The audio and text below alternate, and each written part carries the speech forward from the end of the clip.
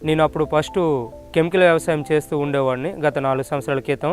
ఈ ప్రకృతి వ్యవసాయ సిబ్బంది వచ్చి ప్రకృతి వ్యవసాయం చేస్తే బాగుంటుంది, నువ్వు వ్యవసాయం బాగా చేస్తున్నావు కనుక నీకు మంచి విజన్ ఉంటుంది, రైతులకు కూడా ముందుకెళ్ళేదానికి నువ్వు వాళ్ళకి ముందుకు తీసుకెళ్లే ప్రక్రియలో నీ వంతు కృషి నువ్వు చేస్తావని చెప్పడం జరిగింది.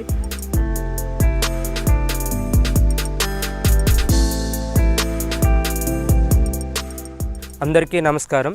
నా పేరు సింహ జాదీశ్వరరావు.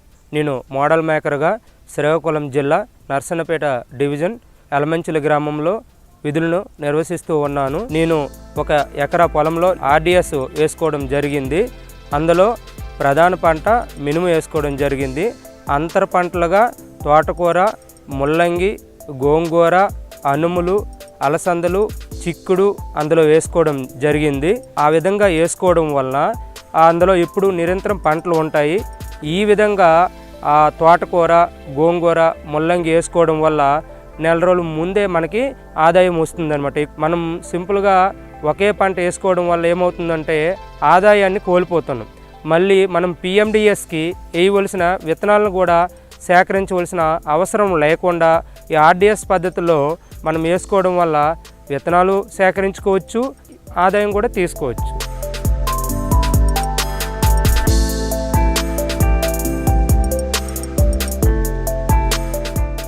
నాకు ఒక 20 సెంట్లు మెట్టు ప్రాంతం ఉంది. మెట్టు ప్రాంతంలో ముందుగా నేను ఒక 20 సెంట్లని తీసుకొని అక్కడ వినూత్నంగా మోడల్ RDS పద్ధతిలో అన్ని రకాల విత్తనాలు వాతావరణానికి తట్టుకునే విత్తనాలని అక్కడ ఒక 20 సెంట్లలో వేసాను.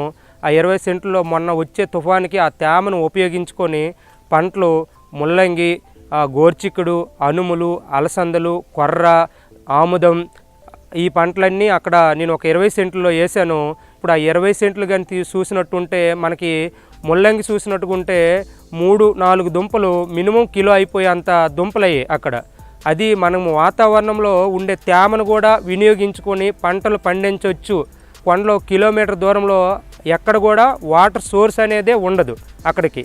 కానీ అక్కడ మనము ద్రవజీవామృతాన్ని 15 రోజులకు ఒకసారి పిచికారీ చేసుకున్నట్టుంటే వాటరు పెట్టే పొలం కూడా ఆ పచ్చదనంతో ఉండదు.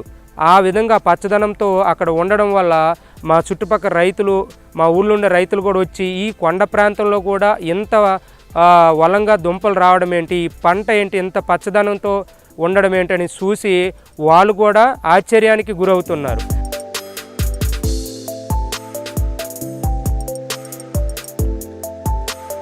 ఇప్పుడు నాకు ఏ గ్రేడు పొలం అనేది RBK పక్కనే ఉంది. ఈ RBKకి బోల్డ్ మంది సీడు ప్రొక్యూర్మెంట్ చేసుకోవడానికి అన్ని విధాలుగా RBK ఉంది కనుక రైతులందరూ ఇక్కడికి వచ్చి ఇక్కడనే మార్కెటింగ్ కూడా నాకు ఈజీగా అయిపోతుంది. ఎందుకంటే రైతులు వస్తున్నారు, ఈ వ్యవసాయం ఎలా చేస్తామని చూస్తున్నారు, అందులో పండించే పంటలను కూడా రైతులే తీసుకొని అక్కడ వెళ్ళిపోతున్నారు. మార్కెటింగ్ అనేది నాకు వీలుగా ఉంది.